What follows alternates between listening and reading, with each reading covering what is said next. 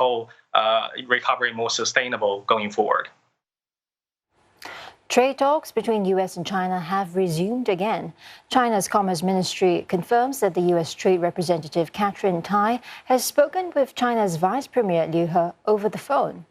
The ministry says the exchange was constructive, pragmatic, candid, and based on mutual respect and equality. The two negotiators also underscored that bilateral trade between their countries is very important. The two countries are set to assess the fate of the U.S.-China Phase 1 trade agreement signed in January 2020. Now, under that deal, the USTR and the Chinese counterpart will meet every 6 months to discuss its implementation. Ms. Tai previously said she expects China to live up to its commitments under the 2-year agreement, and that the path forward for their trade ties will hinge on whether or not the pact has been effective. South Korea's central bank has upgraded its economic outlook, now projecting growth this year to come in at 4%. This will be the fastest pace of annual growth since 2010. The upward revision came as the Bank of Korea kept its benchmark interest rate, as expected, unchanged at 0.5%. A surge in investments and exports due to strong external demand has propped up the country's economic rebound. That's even as coronavirus restrictions continue to weigh on domestic consumption. Exports jumped at their sharpest pace in April, more than a decade, while consumer inflation hit a near 4-year high, driven by higher energy and food costs. The BOK also projected that consumer inflation this year will now hit 1.8%, up from its previous estimate of 1.3%. It's now preparing to pull back on its run of pandemic-era record low interest rates. Singtel has posted its lowest earnings in at least 2 decades. Annual net profit came in at 554 million Sing dollars, down by 49% compared to a year ago. Now, the bottom line was dragged lower by exceptional charges of close to 1.2 billion Singapore dollars. That includes non-cash impairment charges for investments in Amobee and Trustwave. But Singtel's operating revenue was also down 5% on year. Singtel CEO said the disappointing results were mainly caused by the COVID-19 disruptions and ongoing structural challenges. But its subsidiary NCS and data center services were the bright spots, showing strong growth as enterprises rush to digitalize and transform their businesses. Singtel has begun a strategic review of some of its businesses. Looking ahead, Singtel will invest more in 5G and expand its market share in Singapore and Australia. Sachin Mittal of DBS tells us why he's keeping a close eye on India when considering the outlook for Singtel.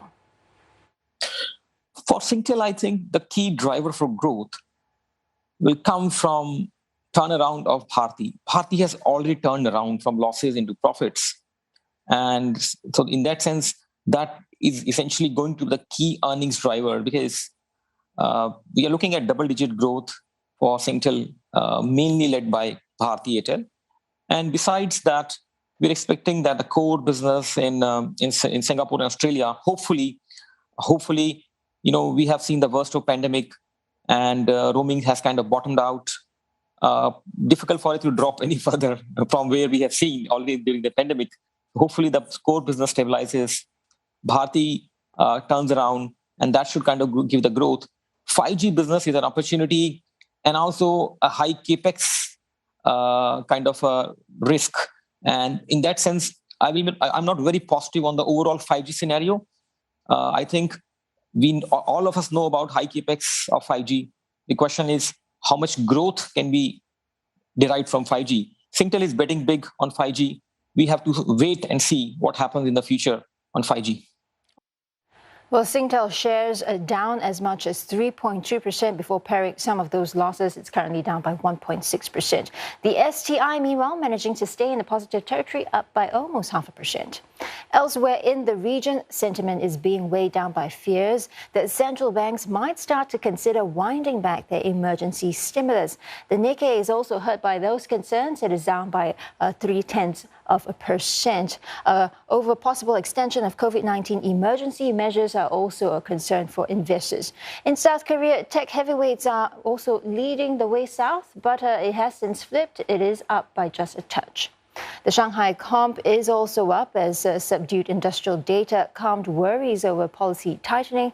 And over in Hong Kong, shares of Next Media, which is owned by pro-democracy tycoon Jimmy Lai, jumped after the company said it had enough working capital for at least 18 months. The stock is up by 45%. Well, that's the latest in business. Back to you.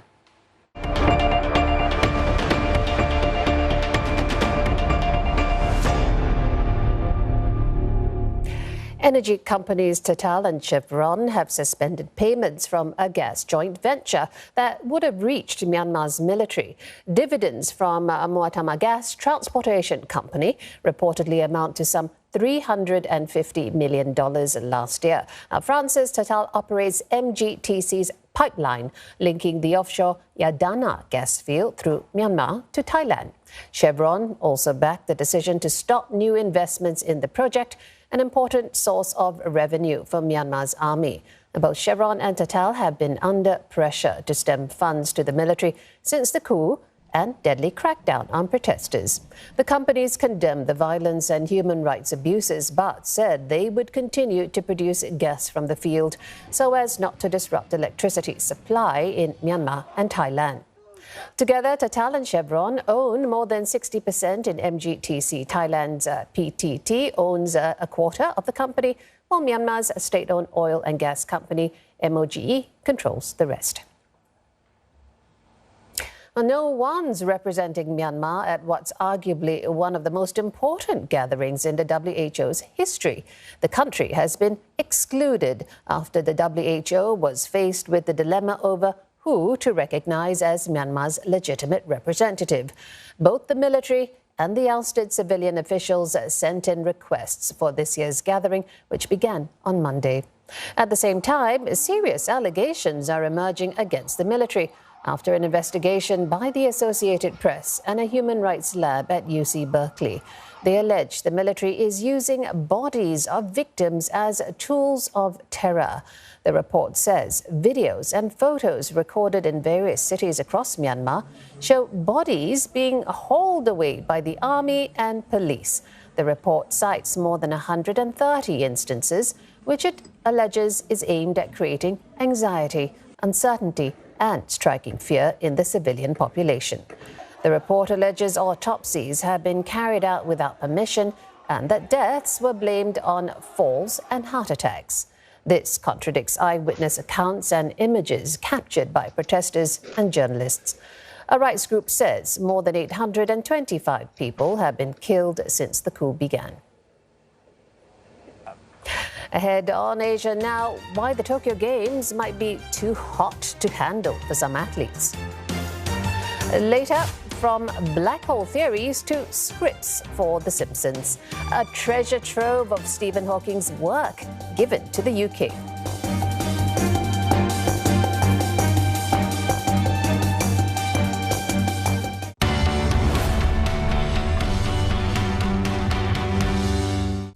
I long to visit the other side of the Korean border. The desire has grown stronger ever since I started reporting on the Korean Peninsula. Many times, my dream to cross into the north had turned into despair. But recent development has restored my belief that there's still hope. It's not about unification, it is more about reuniting Koreans cruelly separated by politics and ideology.